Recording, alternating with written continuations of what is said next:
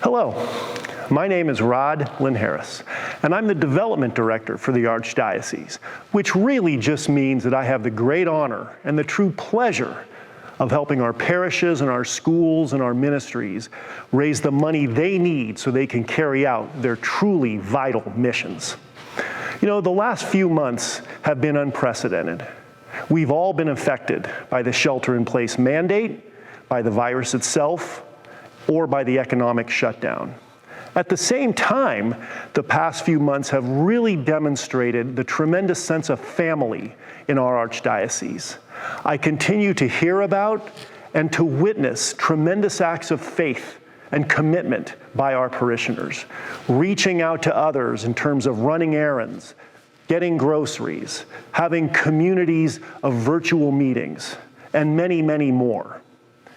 All of this, again, has been a tremendous representation of our commitment to each other and our Catholic faith. May God bless you for all that you do.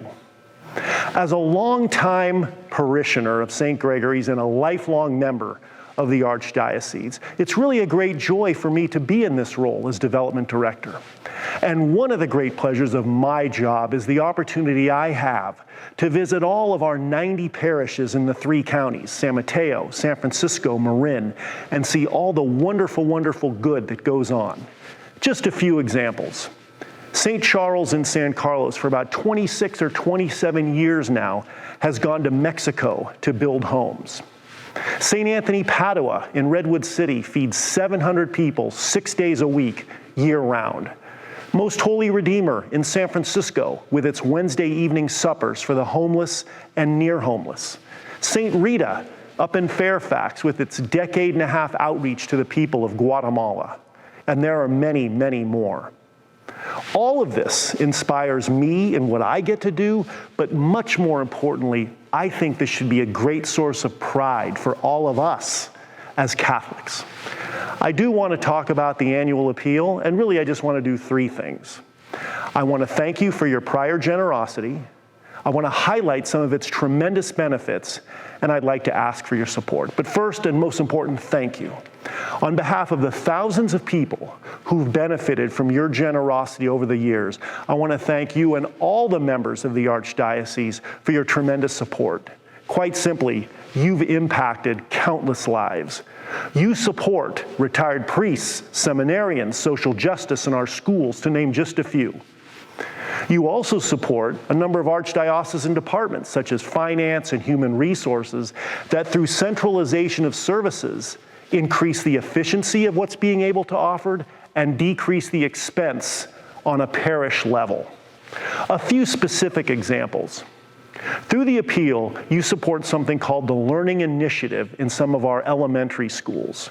The Learning Initiative is a program for kids in our youngest grades that are a little below level in terms of math and reading. And through personalized learning, through software programs and iPads, you get those kids back up to their level. And a number of parents have said not only are they ecstatic with what the program has done in terms of getting their kids, their children back to those levels, but the sense of confidence that's been instilled in those kids as a result of being back up at that level has permeated all facets of their life. You also support something called the Restorative Justice Ministry.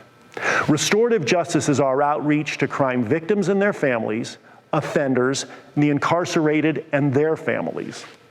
There's one family here in San Francisco.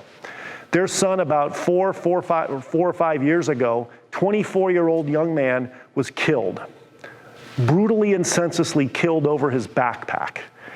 And his parents have said that were it not for the Restorative Justice Ministry and the counseling they received, the support groups in which they were involved, there were many instances in which they did not know how they would be able to go on. And now they are serving as counselors in the program, helping other families who have gone through such horrible, horrible tragedies.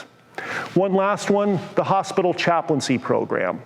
A patient down at San Mateo General, very depressed, angry over what he was going through, wanted to see a Catholic priest. The priest went to the hospital, and on the way in to see this patient, the priest was stopped by the caregivers.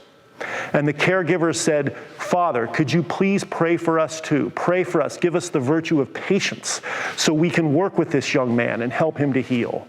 Father did. Then Father went on and spoke with the young man himself.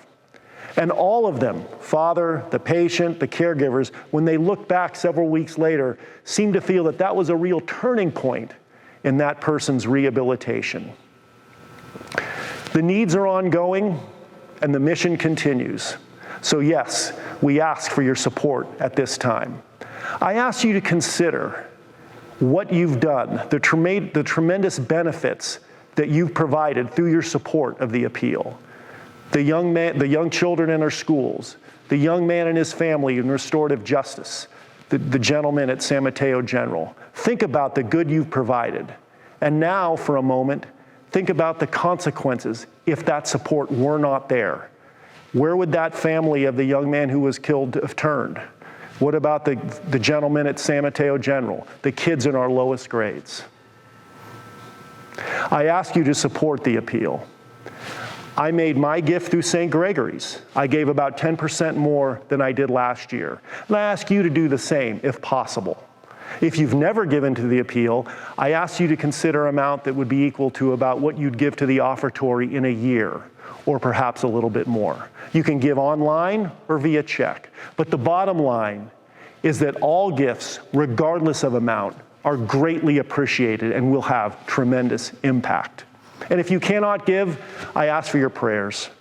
Your prayers for the kids, your prayers for the people in restorative justice, your prayers for the people in the hospital, and everyone whom you will benefit.